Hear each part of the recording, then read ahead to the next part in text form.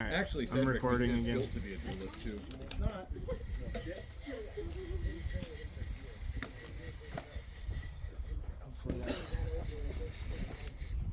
Hopefully that will stay there.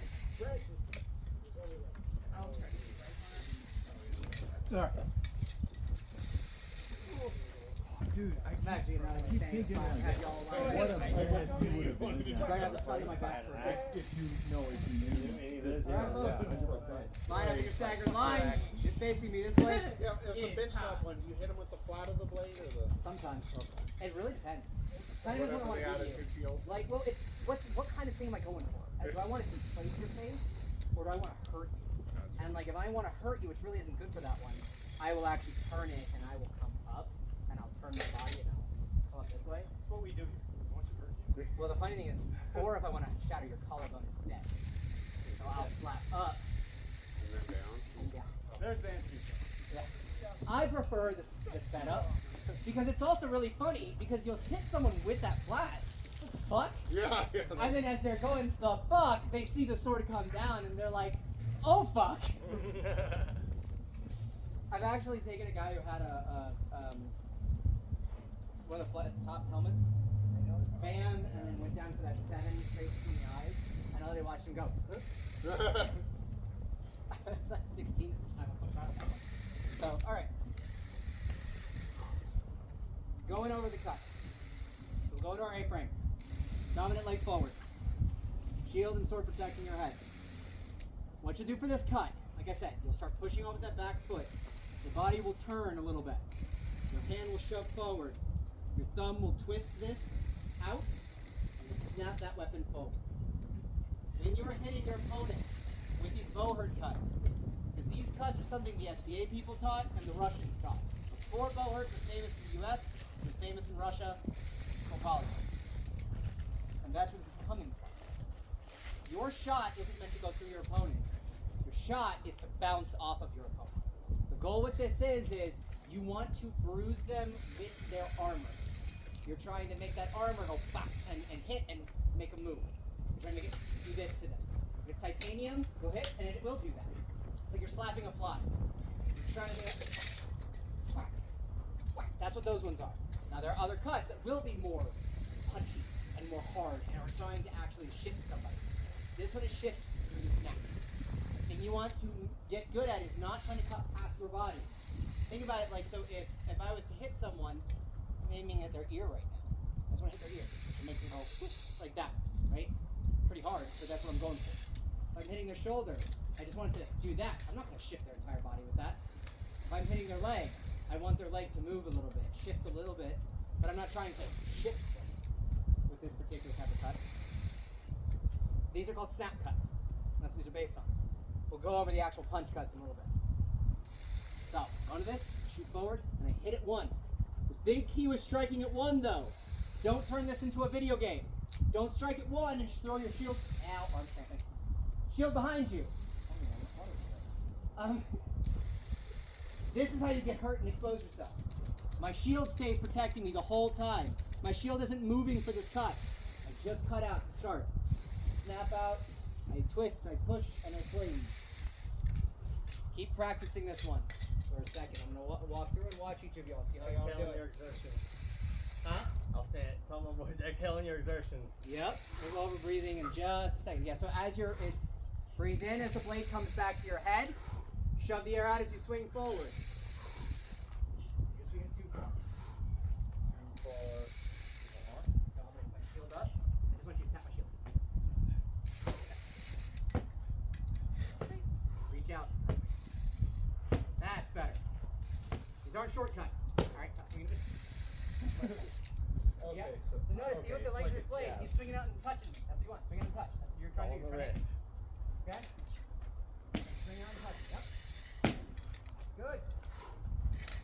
Okay. This one. Keep that strong here. I'm doing this. That's see how this is I'm not hitting you light. I'm just hitting you with the intention of what I said. Yeah.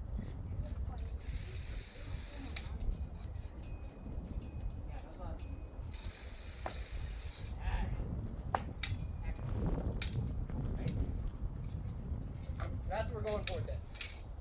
The thing that people sometimes get messed up on this shot is when they swing like this. That already is uncomfortable to me. So any of you doing this, I don't know how you're doing it. It's like twist my delts up so much. But I shoot out, and that feels good, right? That's what I'm aiming for. Next is 2. 2 is going to be from shoulder down to hip. When would 2 ever be useful to us? A lefty. Or you get the guard up. Or you get their guard up. Though the guard up can be disadvantageous if they trap your sword. Don't let him trap the sword. Right, no, but you're not wrong at all. You're not wrong at all. But a lefty, for example, if I were to fight left-handed, which is one of the reasons I'm using this shield as a demo, because I can just, aha, now my wolf is upside down. No, I'm not right-handed. If you were to do the shot at 2, notice that's just low, do the shot at 2. Easy hand shots. And the best thing to stop a lefty from striking you is as they strike at you, hit their hand. If I'm striking at you, hit my hand. It stops my momentum. I have a whole lesson plan around lefties. We're not going over it today because it's a lot of things I have to change up for what you're learning. I'm already putting a lot on y'all's brains. But if there's one thing you learn from a lefty, 2s are your bread and butter with them. Just keep striking the fuck out of their hand. If they're going to be mean enough to come in as a left-handed fighter, Who's a left-handed fighter? Manny. if you're a left-handed fighter, fuck you. dare Take he. Manny goes lefty and then he just punches you and takes you. Yep. But in all reality, that is a great way to shut someone down. You also, I will tell you this, guys, if you become a hand sniper, the rule like I have in Muay Thai sparring, hit me as hard as you want me to hit you. I just don't tell you that I add another 20% to that. There you go. That's So it real basically rules. tells you don't try and injure me in sparring just because you're a dickhead in Muay Thai. I've dealt with that a lot at the gym I go to. The same thing with fighting in tournaments. You become a hand sniper, be prepared that they're going to do the same to you. But with lefties, it's probably your only way you're going to beat them. So, that's that one. For 3. 3 is not that little snappy shot. 3 is that fist grip. And you shoot the sword down. When you shoot the sword down, notice what it does. It covers your leg. Whenever you shoot for 3, so I go, we have our 1, we have our 2, and we have our 3. 3 becomes a guard. My whole left side is protected now. And that's what I aim for. Every time I strike at someone in 3, I hit across the leg and I block. Because that's probably going to be their next spot, is my leg. If I get in this habit, I know how to keep myself protected. Legs are the weakest part of duelists. Absolutely are the weakest part. So, review. Snipe to 1. Return. Snipe to 2. Return. Strike to 3. Cover. Return. Again. Breathing. I breathe in through my nose. I breathe out through my mouth.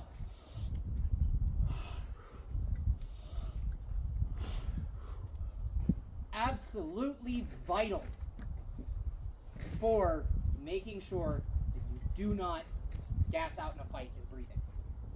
It is in through the nose that comes all the way down to your diaphragm. You take your hands here, and if your diaphragm is not moving out diagonally at all, you're not breathing. If I take my hands here, I teach this to my meditation clients for shadow work. You'll notice my stomach isn't just expanding forward, it's out. And actually my lower stomach is sucking in. Upper is where it's actually, this is where my lungs are. My lungs are down here. My lungs are here. And when I breathe out, flat, strong, stable. That's what we're going for. Now your other shots. 4, 5, and 6 are a little different.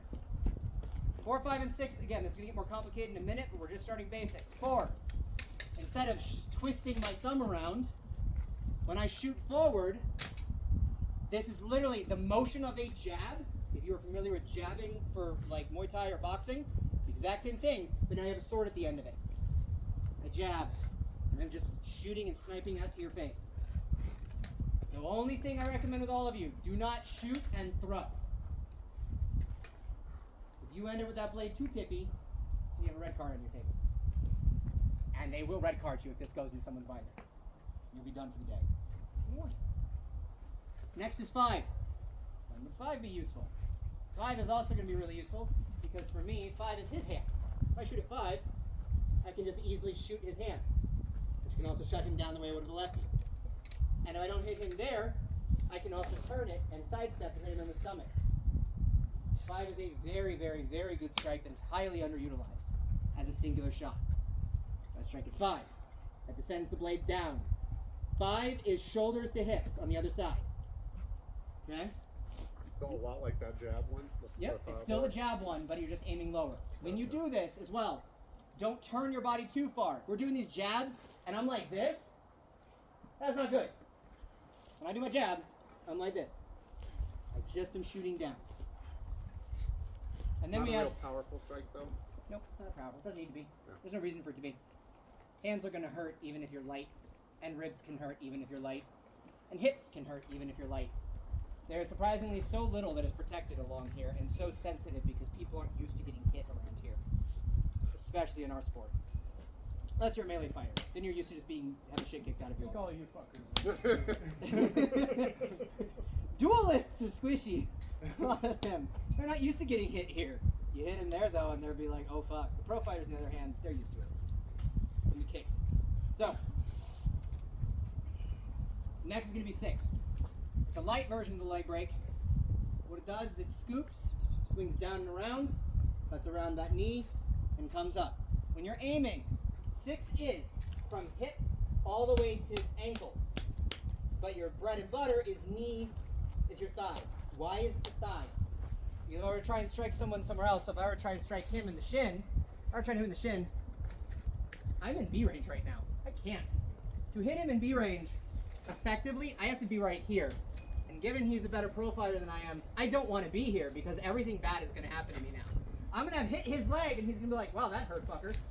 And then I'm going to be hurting, right? But if I aim somewhere like here, I can hit him here and be within a distance that, yes, he can get in on me fast, but I can do something to get the hell away if I need to.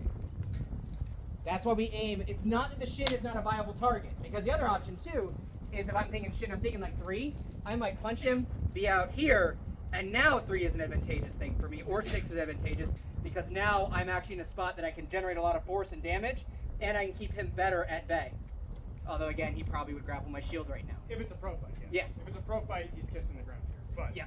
you're dueling. Yep. Yeah, this And that's what I'm aiming for, is that. And it's not a shield punch if it's just resting on his chest. it's annoying. It really is. And that's not to say it can't help in a pro fight. Just know what you're getting yourself into when you, because there's an answer for everything, no matter what. If I were to do that to someone in a pro fight, it would have led with a hard punch to their face. Then I would hit their leg, and then I would come up with something else. 'Cause if I'm you- not going to just punish down there. Because if he comes in a pro fight and punches, you're off balance from the punch, and it's hard to counter. But if you just come in and touch like that, you're on the ground like really quick. Yeah, that puts me in all those positions I don't If need. you pop him on the way in, So 6 is going to be facing you so here. Curves around, strikes down. so you are drawing like this. Yep. You're going this. A little bit of a load up. Yep. So there's a okay. Yep. And we're doing this as pieces. You have a thing you can hit, so it makes a sound. You know you're doing it right. So, yes, and we'll change this with the blocks in a minute. All right. Then there's 7. 7 is quite literally just a kiss to the top of the head. Real simple. You shoot forward, you snap down, and you boop them right in the top of the head. It's just the tip of the weapon, and it just boop right to the top.